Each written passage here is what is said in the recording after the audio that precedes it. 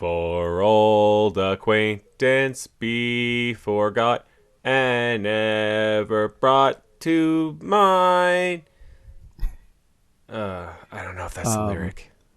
There's games every fucking night when there's games inside my life. Why do they say that's like a New Year's song, right? Why is that a New Year's song? Auld Lang Syne? Also, I what don't is know. that? What words are those even? Auld Lang Syne? Yeah, is that like who's that? You know who sings that one? Mom, who sings Auld Lang Syne? You know what? I'm gonna look it up because I never. Oh, it's that's the Scots pronunciation of it. I guess it comes from Scots. Auld Lang Syne. Oh. Traditionally, it is sung to bid farewell to the old year at the stroke of midnight on New Year's Eve.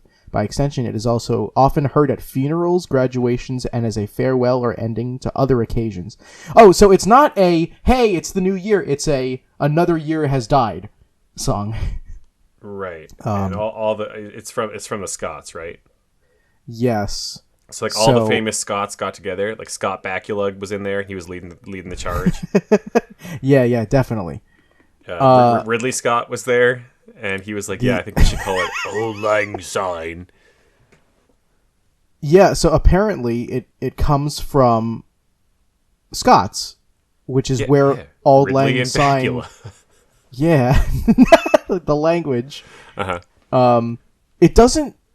I'm noticing that it doesn't really give a good translation of what Auld Lang Syne means. Right.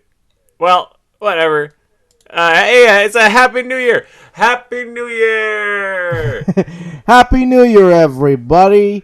Merry Jesus Day for those of you who celebrated. This comes out well after Christmas. Yeah, I don't know why you're saying that. Let's just do the show.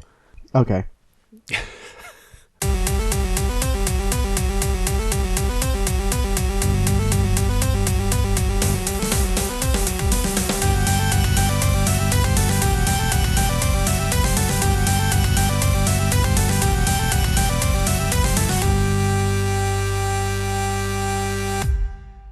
Hey, yowza, and welcome to another episode of Super FX, the show where we reference old Disney Channel original cartoons that people hopefully maybe still remember. I fucking love The Weekenders, dude. My name's Tyler. My name's Matt. And this is episode number 18? 18 we're on? 18, like the age that I always wished Tish Katsufrakis were. Dude, we're getting kicked off the internet. She's not real, and neither am I most of the time. Yeah, you're just a figment of my imagination. Do you ever worry about that? I'm just a voice inside of the YouTube/Spotify box. You ever feel like that? You ever feel like maybe you're just like sometimes I get this feeling I'm like walking around and I feel like people just don't like I'm fucking I don't know how to put this. Okay. What, like you're just like existing in the world, but you're not really there? Yeah, but everybody's in on it, you know? But everybody's in on it. Yeah, like people are like, oh, like that's the guy that we have to pretend around, you know? And like everybody else is like faking it, and it's just like... Isn't that called like the Truman Show thing? Right? Yeah, kind of, yeah, maybe. But like without that whole show part. Well, yeah, but it's based on the show, right? Like you think that you're like... the only guy who's aware that you're there, but everyone else is pretending. Yeah, yeah, exactly. No, I don't ever feel like that, but I have the name of a really good therapist that you can see. It's not like an everyday thing, but like every now and then I'm like, what if like everybody's just pretending and like I'm not in on something? You know what hits me harder sometimes? And you'd think that, you know, I've been alive for practically 30 years. I would have already come to terms with this. But at least, like, once a week for my whole life, I always think to myself, like, this is weird. Every single other human being is having the same inner body experience as me, right? Where, like, they're a brain behind a pair of eyes, and, like, they're seeing from their first-person point of view whatever is in front of their eyes, and they have their own thoughts, and they feel their own pain. And it's so weird because while you absolutely know that all of that is true, you can't ever observe it. You can only take it on word of mouth. I don't get that, but sometimes I look at myself like in the mirror, or I'll look at my hands, and I'll be like, "Whoa, like this is like fucking like that's real." I get that too. Usually on my anxiety days, I'll like when I finally get out of bed, I'll look at my hands and I'm like, "Oh my god." These are what hands are. Well, like, oh my, dude, I get that too. Have you ever just like stared at a part of your body for an extended period of time and you're like, has it always looked like that? Is that really what this is? Oh my god. Yeah, that actually happens to me. Like, not all the time, but like fairly frequently I've had that happen. Yeah.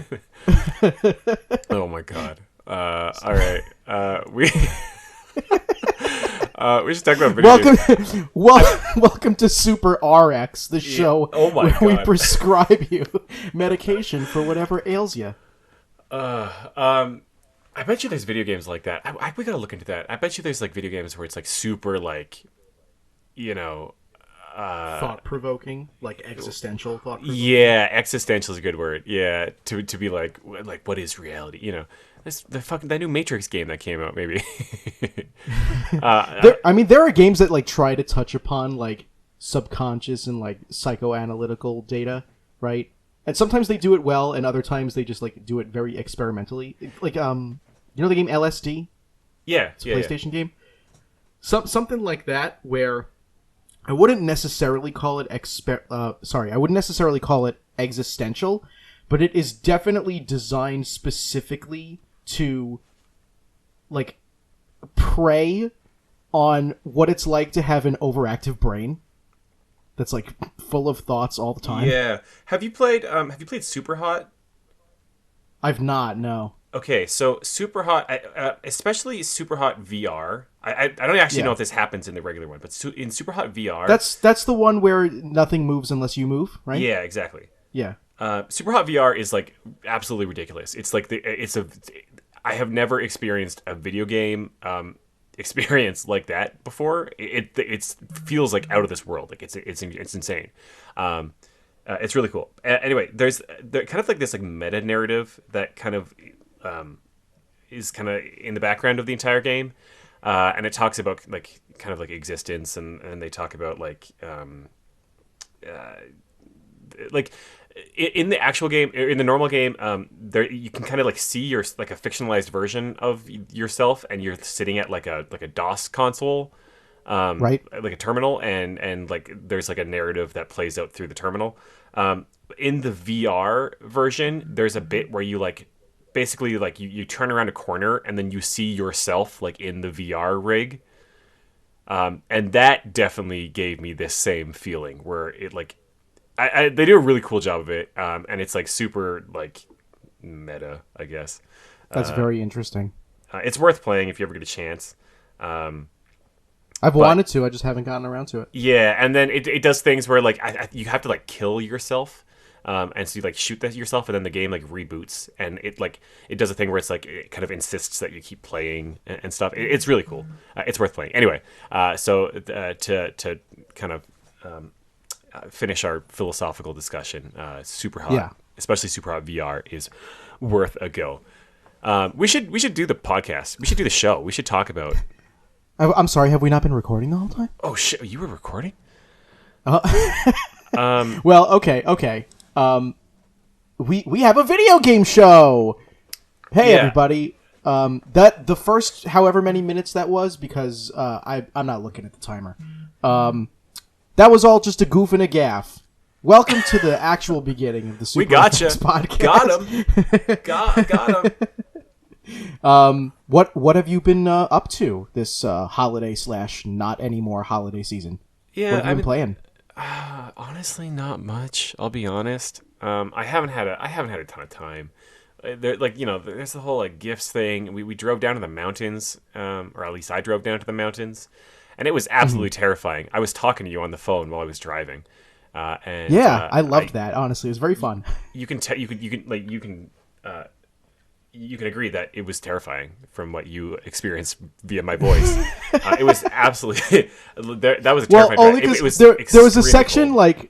There was a part of our call, maybe 2 hours in, where all of a sudden the call completely disconnected, and every 20 minutes up until that point, you were pointing out oh, there's another guy who fell into a ditch. Whoops, hope that doesn't happen to me. And then all of a sudden, after one time that you mentioned it, the call cut out. And the back of my mind was he's in the mountains. The call probably cut out because there's not a lot of service in the mountains. But the forward part of my brain was that's it. He's dead. It's over. It's a solo podcast now. Yep. Yeah, it was a pretty terrifying drive. Anyway, leading up to that, I don't know, I had buying Christmas gifts, and I was working and wrapping gifts and preparing for Christmas. It's a whole thing, dude. Then we got to I'm going to see family, right? So you got to do the rapid test. You got to stick the little thing up your nose to make sure nobody's got COVID. And so I've been tickling my nose a whole bunch lately, and I don't know. Anyway, so I still I talked last time about Dicey Dungeons. I'm still playing that. Yeah. Whenever I get a chance, good. I'm actually still I'm hooked on that game, dude.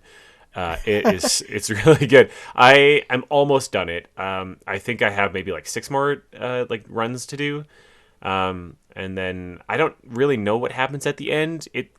I'm assuming this is the end because there's there's level very clearly blank levels that I have not done yet. But also, it kind of seems like it's built so there's some replayability. You can go back and redo a certain run that you already did and try to do better or whatever, right? And it counts how many times you've beat each stage and how many times you've died on each stage and stuff. So I'm kind of assuming that something happens after you do them all, but I don't know. It's kind of unclear. I'm just hoping that that's the case. I would be really, really disappointed if I finally finished all of them and then it was okay, well, you did it, and go and do it again. I want there to be because there is kind of a very, very simple storyline, right? And I'm assuming after you beat all of these kind of stages that you go and fight a final boss, maybe. I don't know. So we'll see. Stay tuned for that. Because I'll finish that soon.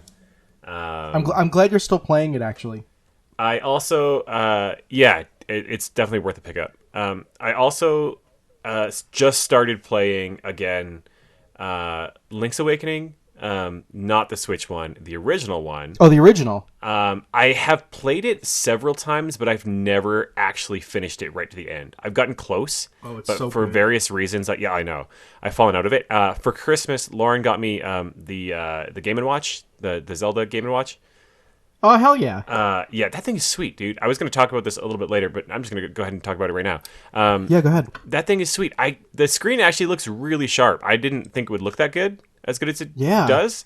So you didn't get the Mario one then? No, I still don't have that one. And I don't know. That one, I don't know. I just was never, super stoked about it, but the Zelda one I think is pretty sweet. I really like the clock stuff that's going on too. I haven't set up the packaging is a little stand, so you can put the thing on the stand and have it as a clock. I haven't done that yet, but I was flipping through the clock stuff, and it's cool how it has Zelda 1 dungeons, but it's in the shape of the time. I was I can't believe it. Yeah, it's really cute. Yeah, it was cool.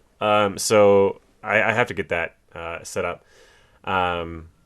Yeah, but otherwise, Christmas happened, so there hasn't been a lot of time for games. I did play a lot of board games over the break, which I don't know. We don't really. It's a game podcast. We don't talk about games. I mean, I play board. I love board games. Hit me. Yeah. So we played with my sister and kind of our family. We played a handful of games.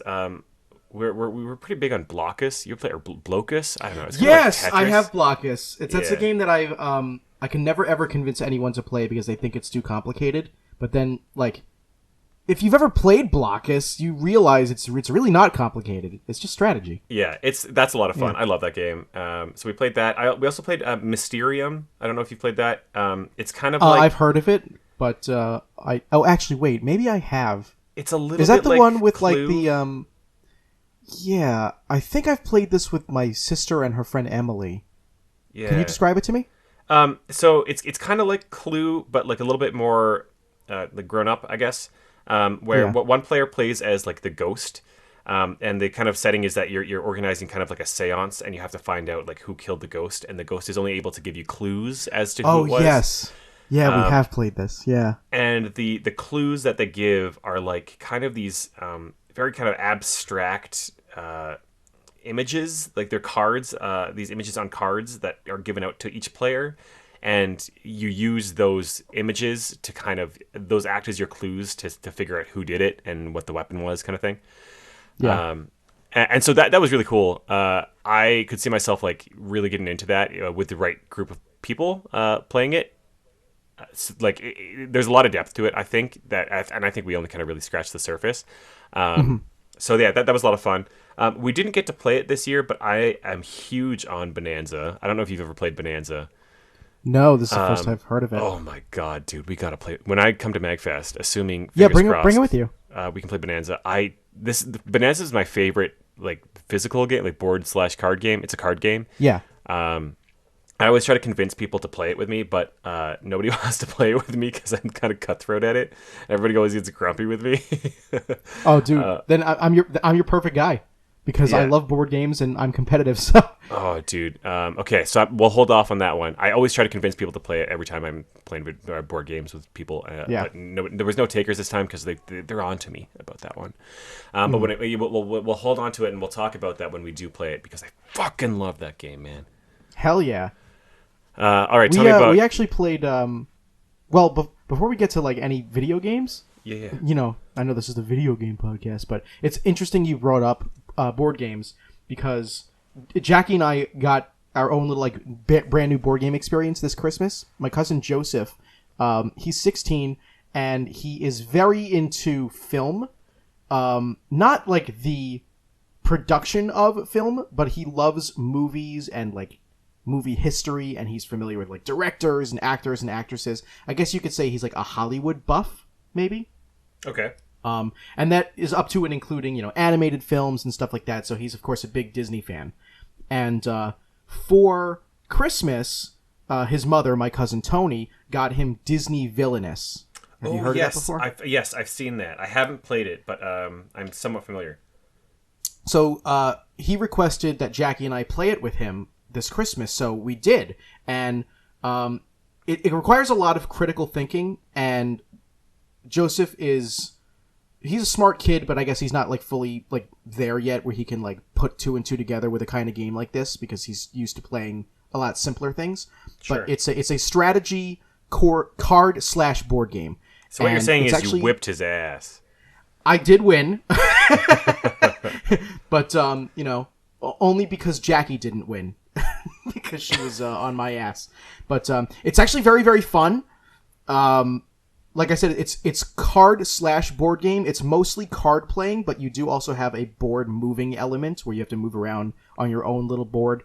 And it's a strategy game, so you do have to play cards and move around well enough that you help yourself while screwing over your opponents. There are a lot of different types of actions you can take, and the game is outlined in such a way where when you first look at it, it feels overwhelming because there's so much to do and so much to learn. But once you've played like one or two rounds, it's cake. Nice. Christmas cake. Yeah, so definitely. So Jackie and I were actually considering getting it for ourselves because it also has like 1,000 different expansions for it because the base game comes with 6 villains, but then there's like 3 or 4 expansions that add 3 more villains each. And you can play with, I think, as many players as there are villains because there really aren't any limits, I think. Yeah. So. I always see that at the board game shops around here. I always see it. I'm always kind of curious about it. So it's good to hear that it's actually good. Maybe I'll have to pick that up sometime. Yeah. But I have also been playing video games. So yeah, let's hear them. I beat Fire Emblem. It was very, very difficult, but I buckled down in the last couple of weeks leading up to Christmas, and I just sat down one day and just powered through most of the final chapters, and then I beat the second to last chapter while I was in the car on the way to visit Jackie's family for some like pre-Christmas shenanigans. And then I got home that night and just destroyed the game. It took me a while because the final chapter was hell on earth. It was very hard. But I think all in all, still a very solid experience, although it frustrated me a lot, much more than most games ever do. Even I don't think Fire I've Emblems. seen you that frustrated playing a game. It was very fun. I still give it like an 8 out of 10. It's a good game. It's just very difficult. But maybe that's just because my mind is deteriorating now that I'm an old person. I know. Sometimes I feel like that, like especially with the games where I have to be a little bit more like dexterous, like you know, like platformers and stuff, or like Castlevania, things like that. Sometimes I'll die a couple times, and I'm like, "Fuck, am I just like bad, or am I old, or like what? What's going on?" You know, I felt that today because well, I guess I could just say this. I'll lead into it quickly because after Fire Emblem, I 100%ed Spyro the Dragon 1, which I had never done before. Did you play the classic, like the first one, or the remaster? Classic. Yeah, I did the remaster last year. And yeah, it was I remember. I watched you play through. I think it was Metalhead, or maybe it was. I don't remember. Blowhard. Yeah, one of the bosses. That game is sick. But that was really fun. There isn't a whole lot to mention there because it's Spyro the Dragon. You know, it's a masterpiece. Wizard Peak is still the best song in the whole game. Don't at me, Amanda Show. Yeah. But it was really easy. It only took me like a combined total of 6 hours to 100% that game. It's so much fun. Yeah. But after that, I started playing Shenmue 2 on Xbox because I love Shenmue 1. The reason I segued into this is because there's a part in Shenmue 2 that I just started.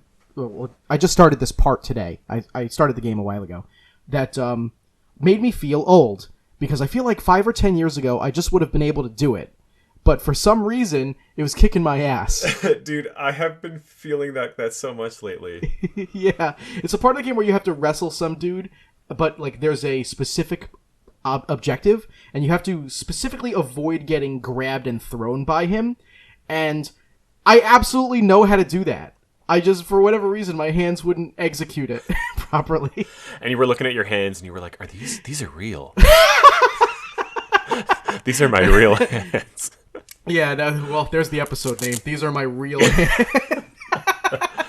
Dude, yeah, well, okay, there are old people who are good at video games, right? That's a thing, right? Hey, old people, hit us up in the comments. Send us an email. You're good at video games, right?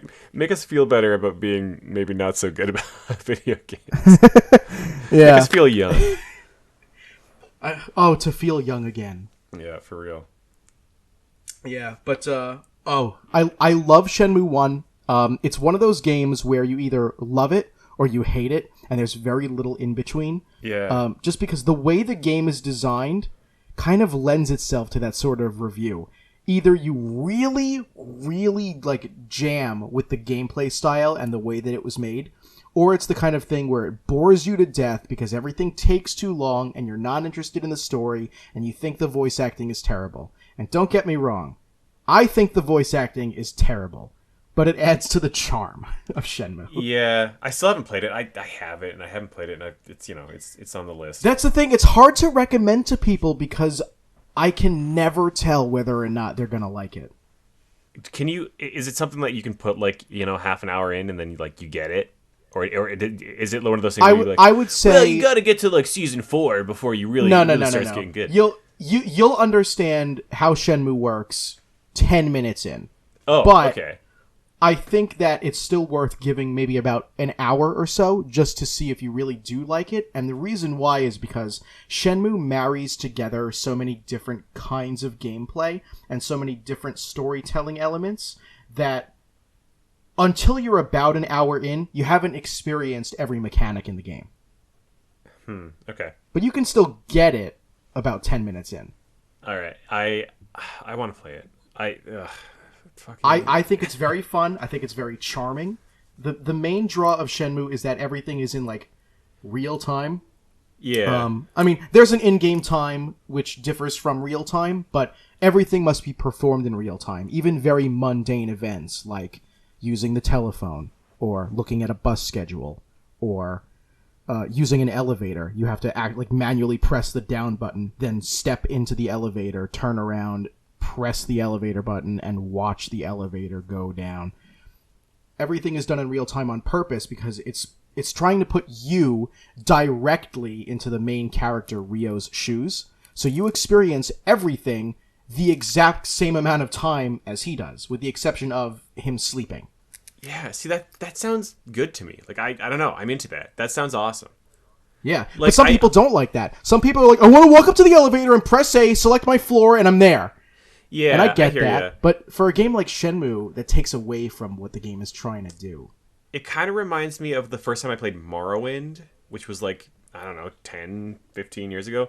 Like, you very much have to, like, read the quest, and then it'll be like, go to this town, and then you, like, walk onto this street, and it's like, hey, there's the street sign that points the way you need to go, There's no, like, giant arrow above your head that's like, oh, yeah, go that way. Yeah. So, sometimes, even in my opinion, it's a little bit too much. There's a part in Shenmue 2, no spoilers, honestly, because even my explaining this to you, you're going to have no idea what's going on.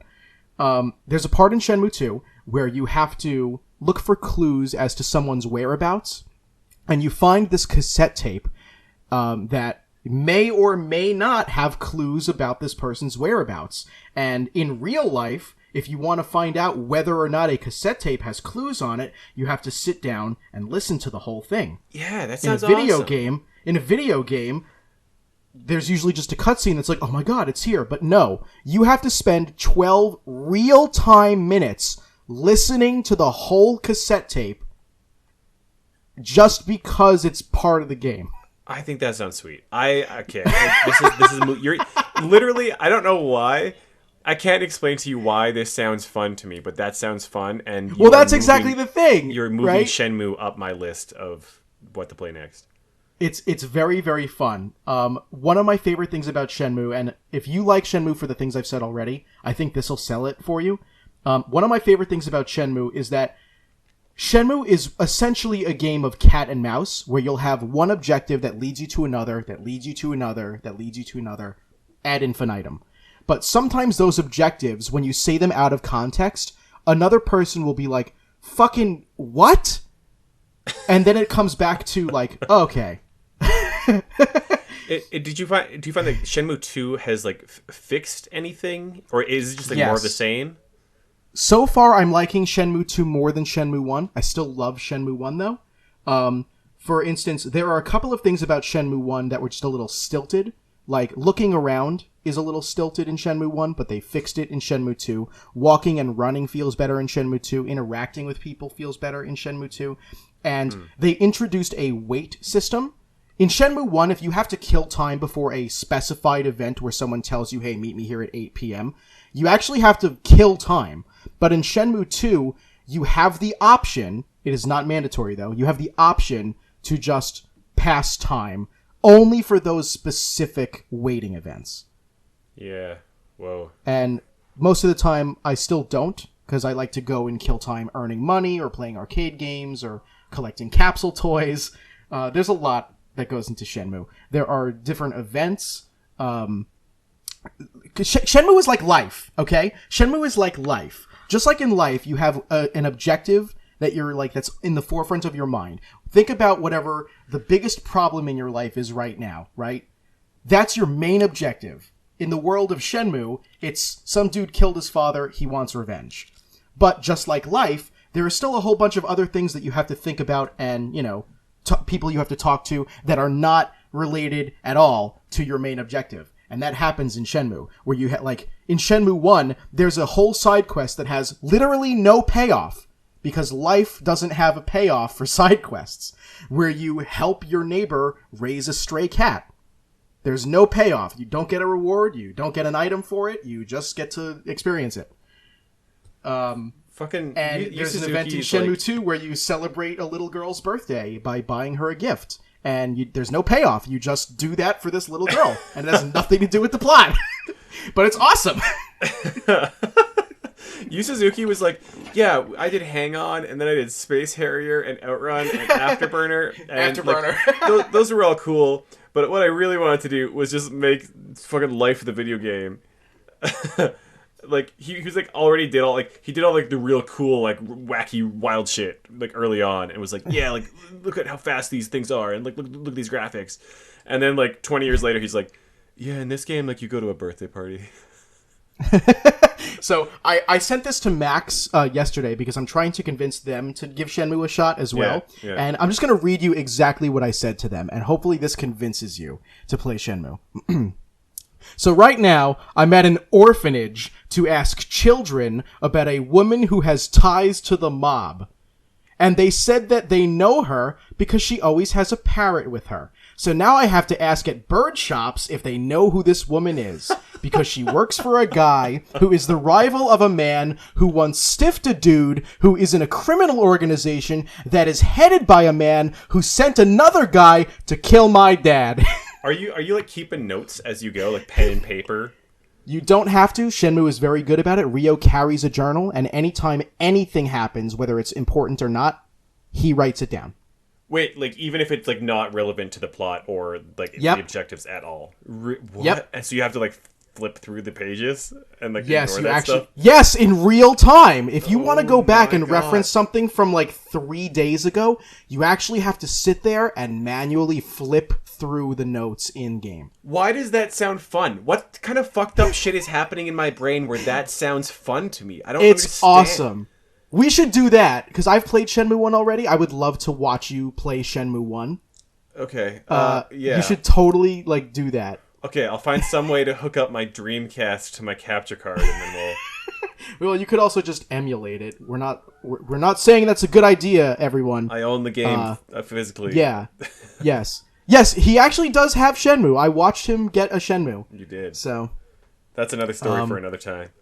But yeah, that's everything I've been doing, and hopefully now I've convinced some of you out there to play Shenmue. Oh, all right, yeah. Okay, let's talk about the news. There's not really much.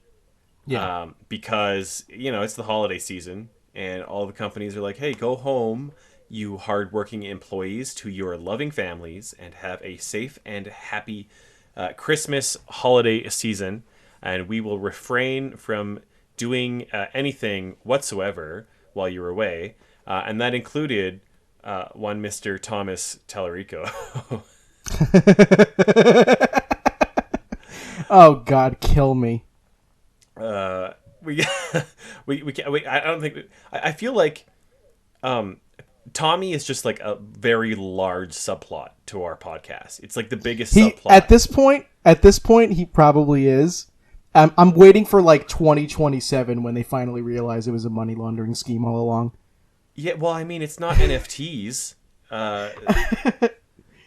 Yeah, I don't. So Tommy said the Intellivision Amico would be out by Christmas. Did he say on Christmas? He said by Christmas. He said by Christmas, which, all right. I'll give him the benefit of the doubt. If it releases on Christmas, it still counts. But it didn't. It did not. I looked at my tree this year, and Santa Tommy did not deliver my Amico. There was nothing under my tree except some shavings from the tree itself, because we all know those things shed like a motherfucker. You know what? I'm not even upset that we didn't get the Amico at the time that he promised that we'd get it. What actually makes me miffed is that he said that would happen, and then, like, we already knew it wouldn't happen, but it didn't. And it's 3 days later now. We're recording this 3 days after Christmas. And he still hasn't come out to say anything else. So as far as everyone else is aware, that's still his plan. Yeah, I saw on his Twitter a couple days ago, he posted something about there was like a new like wood grain version of it that's gonna be that he suggests but he didn't acknowledge that the promise he made got broken again. Yeah. He didn't even acknowledge it. Yeah. Stay tuned for the next episode of Super FX, where we will inevitably comment on whatever updates there are to offer about the Intellivision Amico. This really is the largest subplot in podcast history. For real. We should stop talking about it. You wanted to talk something about the PS5 colors? Oh, yeah. I wrote that in there in our show notes when it happened. Yeah, I think it's a couple weeks old now, but that's okay. It's a couple weeks old now, but you know what? I'm all for this.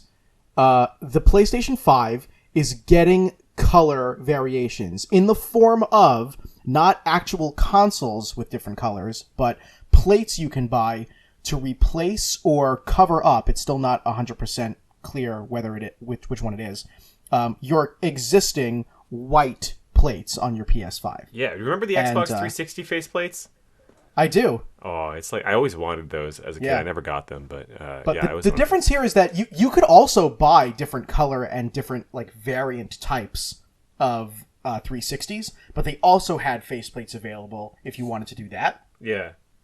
This is only faceplates, and that's fine, because I think fundamentally speaking, we're in the day and age now where if you bought a specific console and then they came out later with your favorite color, you really shouldn't have to drop another $500 just to get the color you want. Yeah, I mean, if they always did this, you just buy. You remember that 3DS where you could buy like the faceplates, like the new 3DS non-XL one that like only kind of barely came out in the West. Yes. It's sweet. I don't know. I love it. I think it's awesome. I'm not normally one for red consoles, but that red is so sick, and the controller is so sick. And I don't know. I'll probably pick those up. But the black is cool too. I don't know. They're all good except the pink one. I don't know about that. I love all the colors. I think that it's a fantastic choice. It's very like Galaxy, I guess you could say. Yeah, I think that's what they were going for. The red DualSense and the black DualSense controllers have been out for around a year now, maybe like 7 months, 8 months. So that's cool, but they're also going to offer controllers for all of the other color faceplates that you can get. And other than red and black, there will be purple, what is essentially like a light blue or a sky blue, and pink. Kind of like a hot pink, not really like a light pink. I thought the color options were a little interesting. Like, if you're going to do colors, what we would expect is that they would do, like a blue, a red, maybe a green, that kind of thing. But it's like black, red, purple, pink, blue, which I thought was a kind of interesting lineup choice of colors. Not that I'm mad. I just thought that was a little weird. I definitely think that purple is a really solid option because there are very few purple console variants, period. Yeah. So anytime I see like colors like purple, yellow, or orange, which we have very few different console variants of, historically speaking, of anything, that's fucking awesome. Yeah, the orange GameCube, man. Oh yeah, that thing is sick. Oh man, I'm so excited. My favorite color is red, so for a different reason, I want the red one. You're like, oh, it just looks sick, but I love red, period. So I really want that red plate and the red DualSense, which I still haven't gotten. Yeah, me neither. Yeah, they're sweet. If I were to pick a second one up, it's probably going to be the red one. It's like that shade. That shade of red is sick. I don't know. That's so nice. There is one more piece of news that I want to talk about, and this just happened today. I don't know if you saw this. Maybe. So you know how Lego has been doing like the Super Mario stuff lately? Yeah. Guess who's getting their own official Lego set?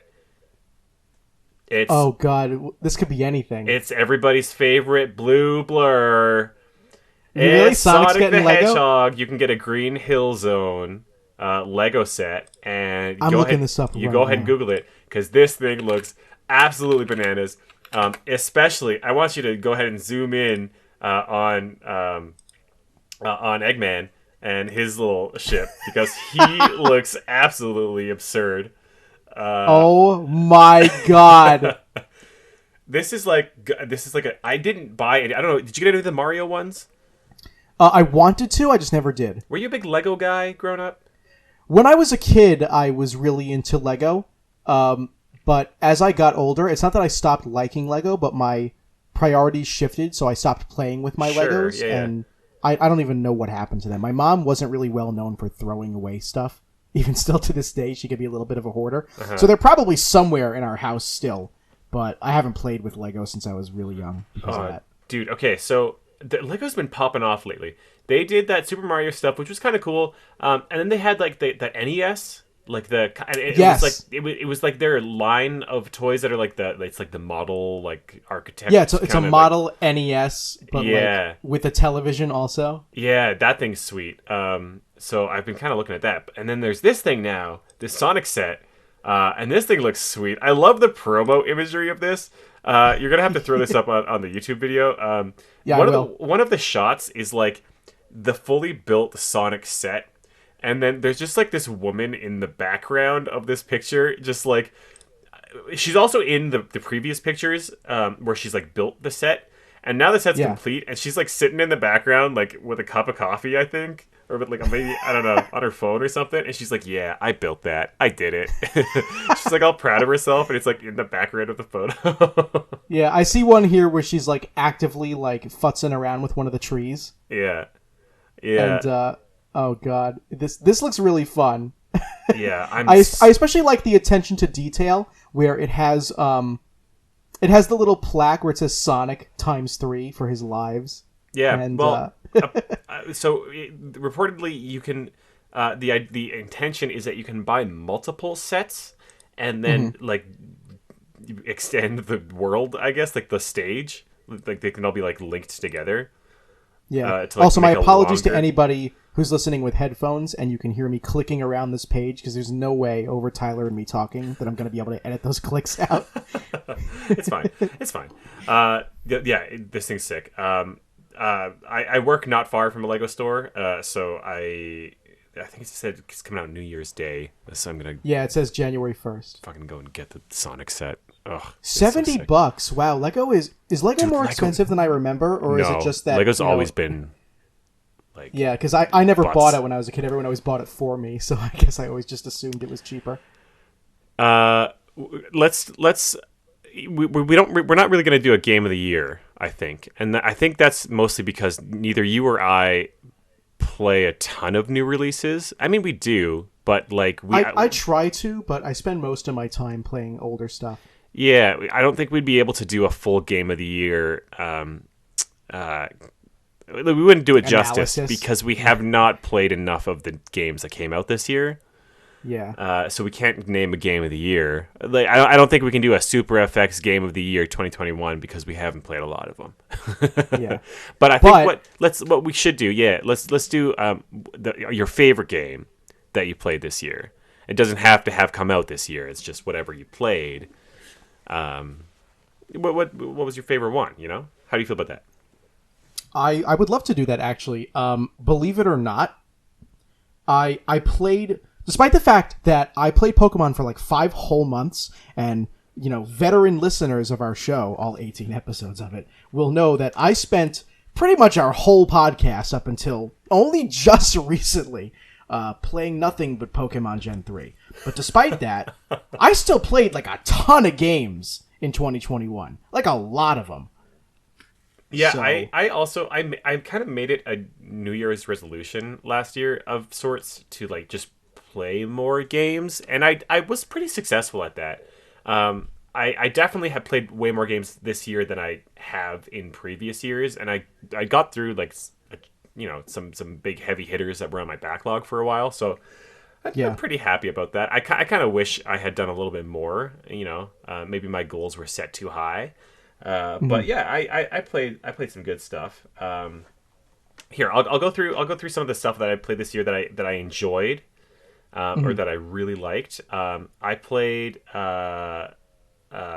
Luigi's Mansion Dark Moon, which I loved. I hadn't played that, and that was sick. I still haven't played 3 yet, but I loved how linear 2 or Dark Moon was. That was a great game. I also played Link to the Past, as everybody knows, and I had a lot of fun with that. It is not my favorite game that I played this year. I played through Yoshi's Island, which was a big heavy hitter on the backlog. I really liked that. I can't say I loved it. I wasn't in love with it. It was just good. I know that you're mad at me about that. I think it was just good. I think had I played it when I was a child, or had I played it when it first came out, maybe I would have been blown away. But playing it in 2021, it was good. I'm glad I played it. I probably won't revisit it anytime soon. I played Astro's Playroom. Astro's Playroom was sick. I did too. Yep. Go play that game if you have not played. If you have a PS5, you have Astro's Playroom, and you should go play that. It's not just a shitty pack-in title. It's actually good. It's really good. It's short, but it's just long enough that it really feels like it's a good experience. It is a love song. A love letter is the term I should use. A love letter to the PlayStation. It's great. I love that game. I played a bunch of stuff. So those are just some of the games I liked this year. But my favorite game that I played in 2021 is actually a game that I have not talked about on the show because I played it before we started the show. I started playing it. My favorite game of 2021 that I played is Hypnospace Outlaw. I've never even heard of that before. Hypnospace Outlaw is described as an alternate reality internet simulator. I played it on PC, and I really do think if you want to play this game that you should play it on PC, specifically PC. It's available on Switch and I think a bunch of the consoles too. But I do think you should play it on PC. Hypnospace Outlaw is an internet simulator. So basically, the whole game takes place inside of an alternate reality OS. It's a fake operating system. I'm looking this up right now on Google, and I've definitely seen this talked about, but I had no idea it was called Hypnospace Outlaw. Matthew, this game is absolutely bananas, and it evoked so many emotions in me. I played this game. And I was thinking about... I played this game, and afterwards, I was looking at my hands. Fuck off. I'm not kidding. We haven't talked a lot about, like, fucking the alternate reality weird shit thing. But this...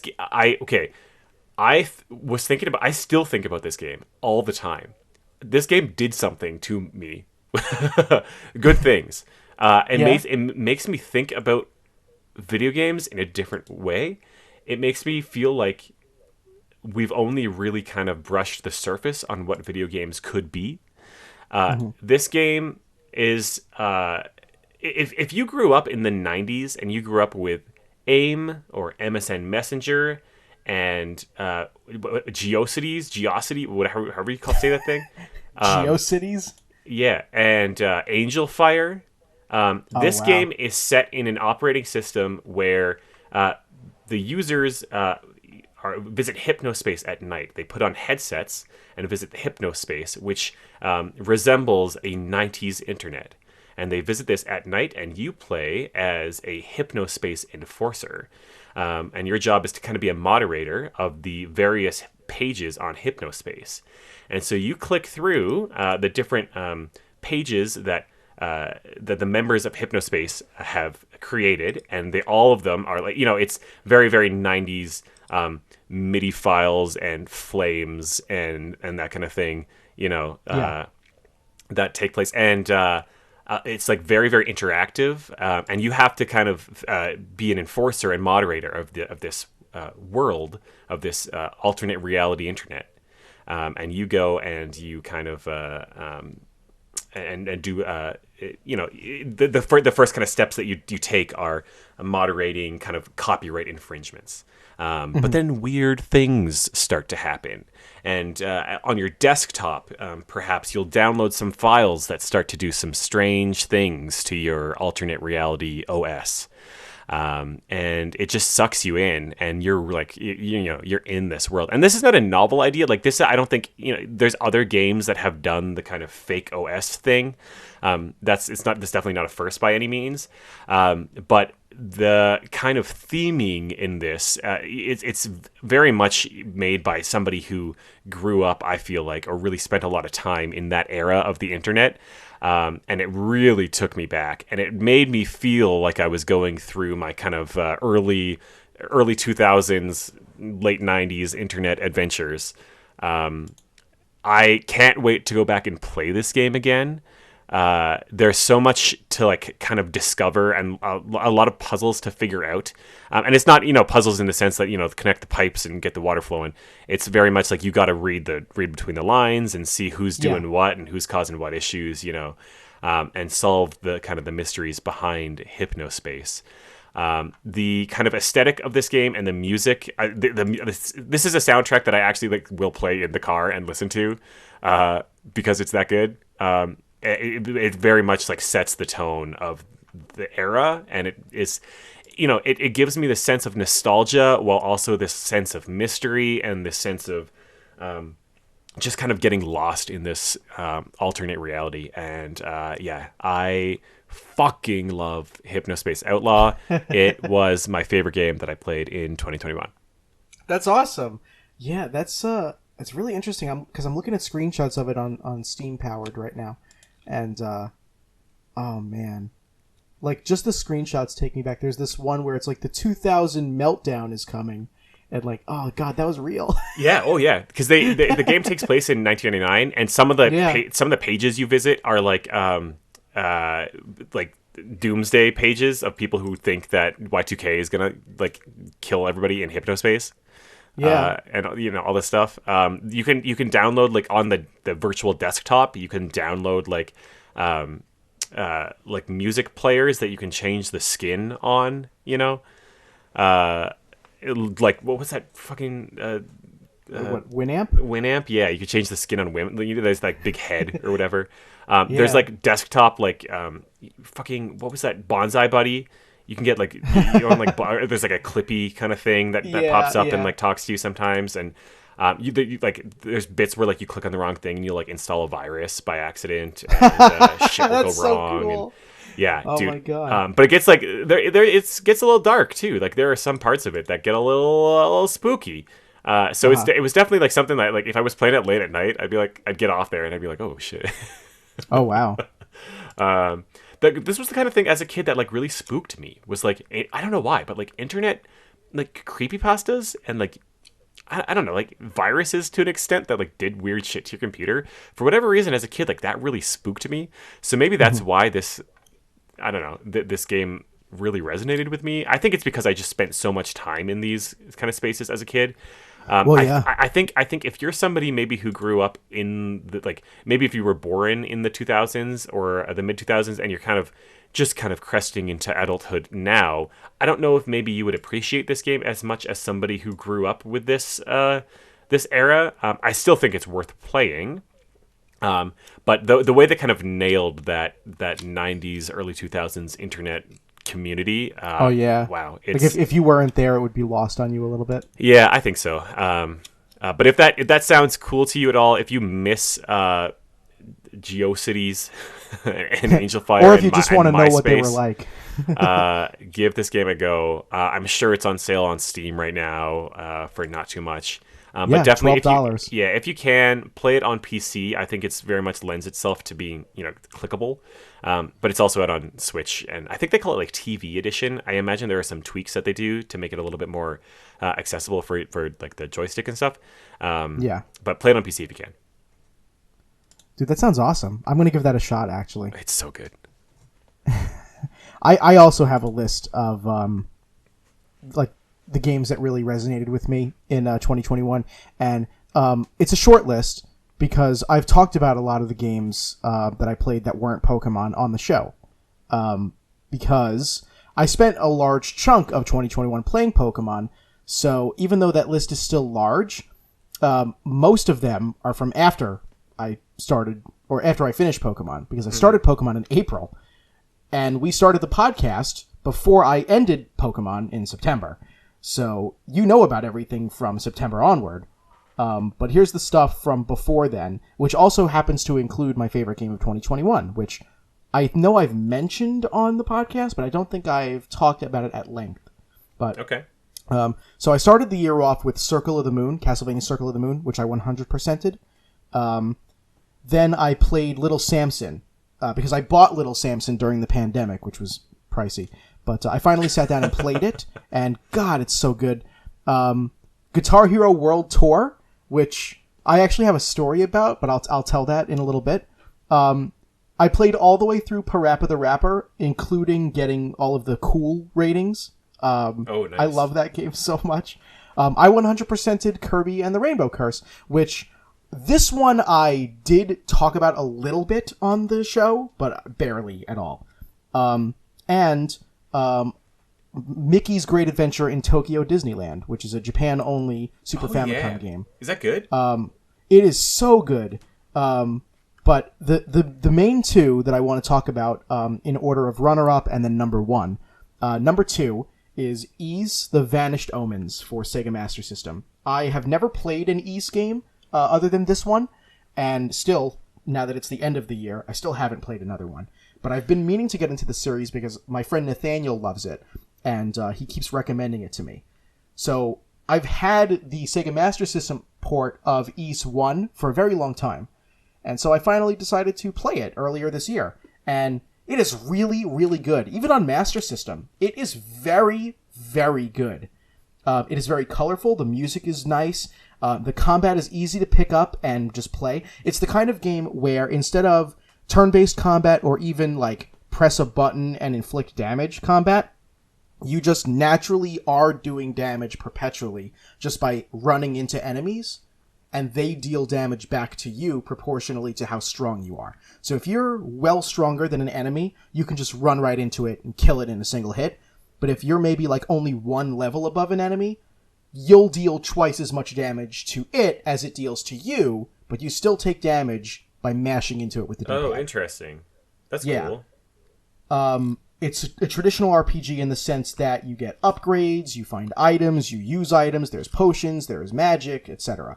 But there's no like battle screen, so everything takes place on the overworld. There is never any sort of like disconnect where there's random encounters or anything like that.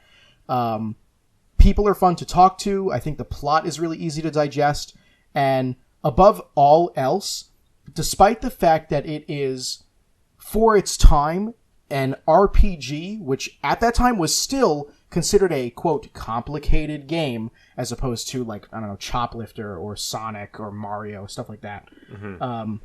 It is actually not complicated. It is an in-depth, beautiful, like, I think it's like a 16-hour game, RPG. Really easy to get into, easier to finish, and makes you feel like you're in control the whole time. Wow. And I know I mentioned the music already, but God, it's so good. These are some tracks that I still listen to a lot in my car as well. The Master System's sound processor is not that good, but this is one exception. It sounds real great even on Master System. This soundtrack. Wow. I'm surprised to hear that holds up so well. It really does. Ys 1 originally came out in Japan on, I think, the PC X8600, something like that. Yeah. It has been ported to a billion different home computers and systems, but the most popular one in America was the Master System port, because we didn't get any of the Japanese systems. And Ys 3 made it to Super Nintendo, so it could finally be enjoyed by people who gave a damn. Yeah. But, it's very difficult to find a physical copy of Ys 1 for anything besides the Master System. Yeah. Which is probably why that was the one that I ended up getting first. Yeah. But, God, it holds up really well. But number one, which I know I've mentioned by name on the podcast, but I've never gone in depth about it, is Xenoblade Chronicles. Really? 100% my favorite game of 2021 that I played. Earlier in the year, maybe February, my friend Max, who I've also mentioned a million times in just this episode, was like, hey, the next time that you're going to play a game, I have a proposition for you. And I was like, oh, okay, what is it? And they said, I will play whatever game you want me to play that you think I should play. But in return, you have to play Xenoblade Chronicles, because it's my favorite game of all time. And I took the deal, and I believe I asked Max to play Wind Waker, because I was like, you have to play Wind Waker. You gotta. Yeah. And I played Xenoblade Chronicles, and I loved every last second of it. It is so much fun. Tyler, I know you've played it because I recommended it to you after the fact. Yeah, I kind of fell out I of recommended it to Jackie after the fact too. You fell out of it. Yeah. I don't know what it was.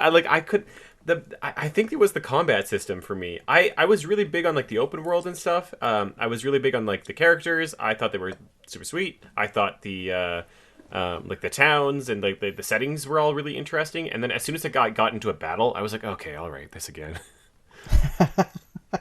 I don't know. It it's just like felt like a ton of effort for whatever reason. Like every time I got like I was actively avoiding like getting into battles, and I would like just dread getting into a battle because every time it happened, I was like fucking. Ugh.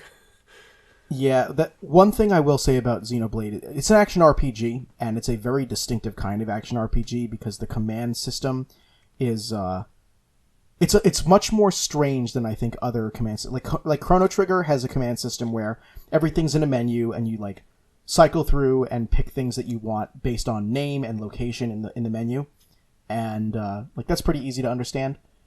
Xenoblade Chronicles, everything is kind of it's linear in a sense, but it's more like a web instead of like a linear selection of commands. You have to like go through this web where you'll navigate to one subsection of the web, and then you'll choose a new subsection of the web.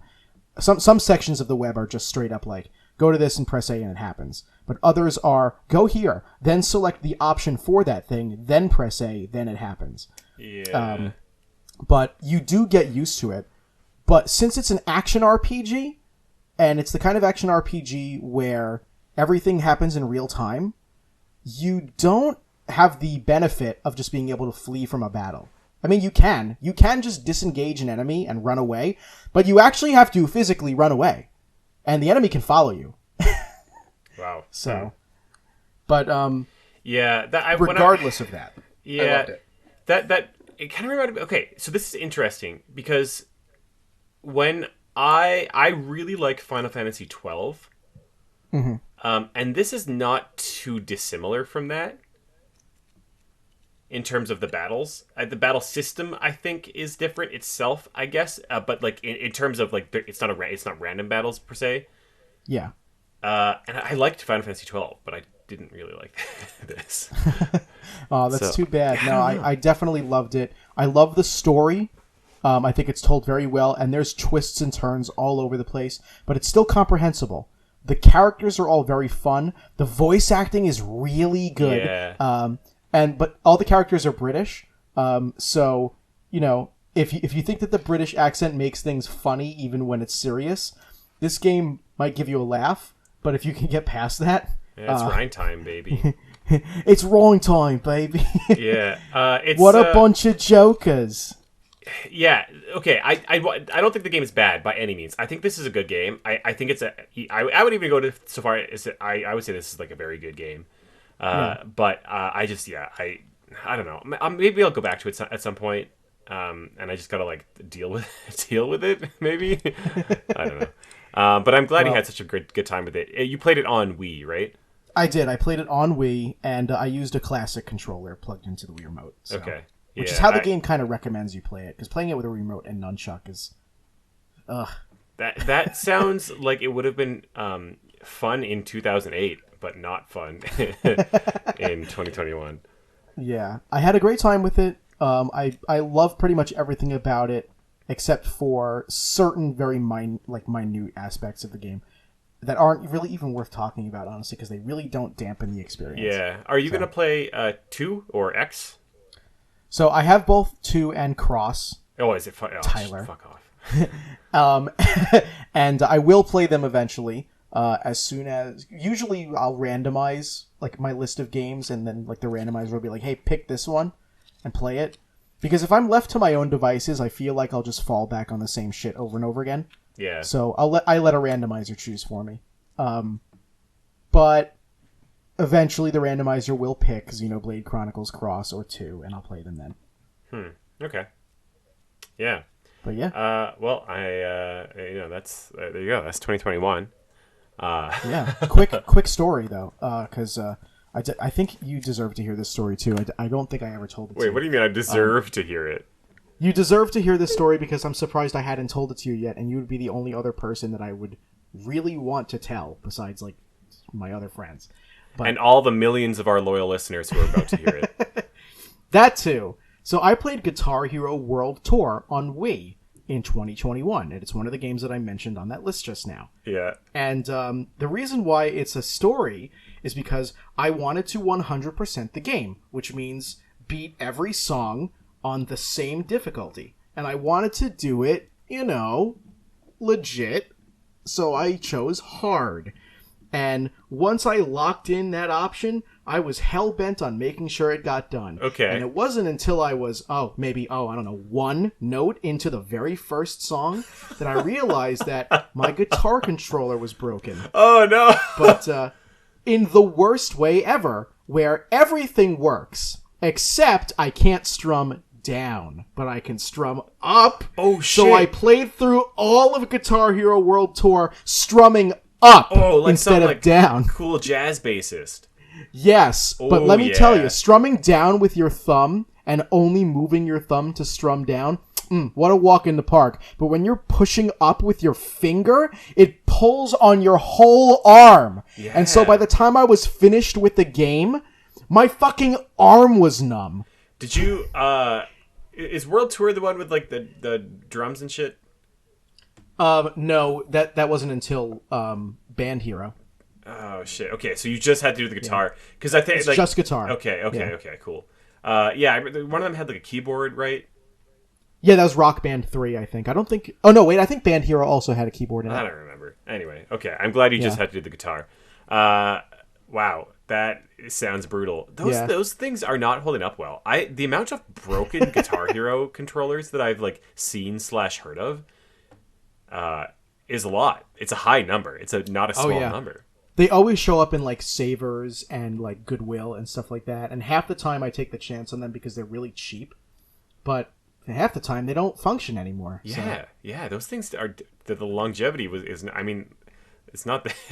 I remember that. I remember the era where like you'd walk into GameStop and like half of the store would just be like plastic controllers because these were so massive but so popular that they had nowhere to put all of the inventory they were getting in. Yep. And so like I distinctly remember like several occasions of going into one of those stores and it, like literally no exaggeration, half the store would just be boxes and boxes because they didn't have any room in the back room to like put the things, and so it was just all on the floor. What a nightmare. I bet they're glad that that's done with. I see those, and I also see Wii balance boards up the ass anytime I go to a store. There's always the one pile of them. $2.99 a piece, and they're still there. They're like caked in dust and dirt and stickers. Dude, there's this one Goodwill by my house, or not by my, like down the road, that they sell balance boards for $15. And I'm like, who's spending $15 on? I mean, everything at that one Goodwill is overpriced, dude. That's not even highway robbery. That's straight up medieval piracy. Yeah, it's like seafaring loot and plunder. Well, and the weird thing is that they actually seem to sell them, like because every time I go there, which is not all that often because it's a shitty Goodwill, but every time I go, like there's a different amount or a different selection of balance boards. So, I don't know. They seem to go through them, which is, I don't know, like, who's buying that? Anyway. I do have a couple quick pickup stories. Maybe not stories, but I picked up, so Lauren, like I said, Lauren got me that Zelda Game & Watch, which is sweet. I love that thing. Hell yeah. And for Christmas, my sister gave me, and her partner gave me Snowboard Kids and Snowboard Kids 2. You got both of them. Yeah, dude. Oh man, I know. So I'm pretty stoked about that because those were some. That's like, we've probably talked about this before, but there's like a selection of like childhood games that I've like almost got all of, and that was like, well, that was two of them. That is like on that list of like games I had and or played a lot as a kid that I still don't have. Oh man, I'm gonna have to buy you something else now because I promised you a copy of Snow. I know, you're off the hook now. Well, yeah, you. Well, I'm on the hook for something else now. That's exactly right. Now you gotta figure that out. And then I got good old Shoppers Drug Mart had their Boxing Day special where you get a bunch of points when you buy a thing. So did you remember to play Punch Out on Boxing Day? No, what? No. That's not funny. Shut up. I'm not funny. No, you make me laugh. You make me laugh so hard that I cry sometimes. I got the WarioWare Get It Together. Oh hell yeah. Yeah, they had it on, I don't know, it was like $50, $60 or whatever.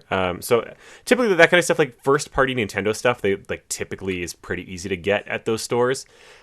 So I typically wait, like things like that where I don't feel like I need to buy it like immediately. I typically wait for one of these sales. So like I effectively got like you know, got it for like $40, I guess. Which is sweet. They also had Dread, but I bought Dread at GameStop, and so I should have waited because I haven't played it yet. So I fucking should have just waited and bought it then. But that's fine. It's whatever. Well, yeah. So I got those. I think that's it. I think that's what I got. cool. For Christmas, my sister bought me a couple of Mario T-shirts. So, I look forward to that every year. That's kind of her shtick. She always does that for me for Christmas. And one of them is it's a Mario shirt where he's wearing the Famicom like pit crew getup from 3D Rally on Famicom, which that's cool. That's so cool. I really like that. And well, the other one is just the whole Mario crew, like Rosalina, Wario, Donkey Kong, Yoshi, Bowser, everybody all together. Of course, Mario is there. Cool. That's sweet. Yeah. But the pièce de résistance, my friend Chris got me a gigantic, and I mean this thing's large. It's comically large. He got me an art book of all of the different first-party box art for different Atari 2600 and 5200 games. Oh. And they are full-sized prints of art from these cartridges and boxes, and they're all removable and basically ready to frame right there. So, like, there's ones for some of my favorite Atari 2600 games, including my favorite arcade game of all time, Crystal Castles. Crystal Castles. So I think I might remove that one and pop it up on the wall. You'll have to send me a picture of this because that sounds sweet. I do. And you know what? I'll pop it up here in the show too, so everyone can see it, including the Crystal Castles print. It's so much fun. Oh my god, I love flipping through this book just to take a look at the art. Wow, that's sweet. Ugh, really, it's so awesome. Cool, dude. Yeah. Other than that, it's been kind of a sparse couple of weeks because I'm saving to go to MAG with you, buddy. Yeah, so, if I can, fucking go. Oh, you'll go. I will will it into existence. I will look at my real hands and will it into existence. Will hard, dude, because if I get that Omicronic, it ain't happening. They're not going to let me cross that border. The Omicronic. I'm serious, dude. They won't let me. I know, but wear your mask. You just got boosted, right? So wear your mask. Don't touch hands with other people. They're real hands or they're fake hands? This is the stupidest joke. I'm gonna live in a bubble for the rest of the next week. That's fine. Whatever it takes so that you can come to my country and take all of our games. But the only two things worth noting that I've gotten in the past couple weeks were I got Shadowrun for Sega Genesis from Blast from the Past. My buddy Dave, who works there, came down real low off the price tag for me in the spirit of the season. How low could he go? He looked at the $50 price tag and said $35, which is pretty low, I think. Yeah, that's like Limbo low. That's like Limbo runner-up, I'd say. Yeah, definitely. I mean, the man could enter a contest with how low he goed right there. So, but I also got Yooka-Laylee and the Impossible Lair, which oh shit! I wanted when it first came out. Did that have a wide release, like a physical? I don't know if it had a wide physical release, but it definitely had a physical release. You get it on Switch? It had a physical release even. Yes, that's the one I got it for. Huh. And of all places, I found it at my my rival GameStop, because Jackie and I went to Joann's and Walmart, which are in the same shopping center as our local GameStop. Oh yeah, and that bagel place. Yeah, that bagel place, JoJo, my favorite bagels. So I just wanted to stop in to see what they were doing, if they were like running any deals or anything, because a couple of Facebook gaming groups that I'm a part of have said that their local GameStops have been doing some holiday like percentage off deals, and I just wanted to check and see. And unfortunately, we didn't get a deal on Yooka-Laylee, but it was still really cheap, so I really wanted it. Well, fucking let's go, buddy. Yeah. So now I'm gonna play Yooka-Laylee and the Impossible Lair. Wow, that sounds not impossible. It sounds possible. It's, are you gonna, we'll are you see. gonna be in a possible lair while you play the impossible? We should probably end the show. And that'll do it for this show. Guys, thanks for listening. To learn more about Super FX, you can visit our website, superfxpodcast.com. You can find our show wherever you find your other favorite podcasts. We're on Google Podcasts, we're on Apple Podcasts, we're on Spotify, and follow us on social media. We're on Twitter, Instagram, YouTube, and Facebook at SuperFX Podcast. Reach out with any comments or questions on social media, guys, or you can send us an email. That's hi@superfxpodcast.com. If you like what we're doing, you want to support the show, dude, power to you. Maybe consider becoming a patron at patreon.com/superfxpodcast. If you're a YouTube listener, give us a like, give us a subscribe, leave us a comment, please. And if you're on Apple Podcasts, help us out by rating and reviewing the show. A special thanks, as always, to Kenny Martin for our theme song. You can find him at Kenma, that's KENMA.bandcamp.com. Guys, a special thanks to you. Thanks so much for listening. Happy New Year, and we'll see you next time. Bye.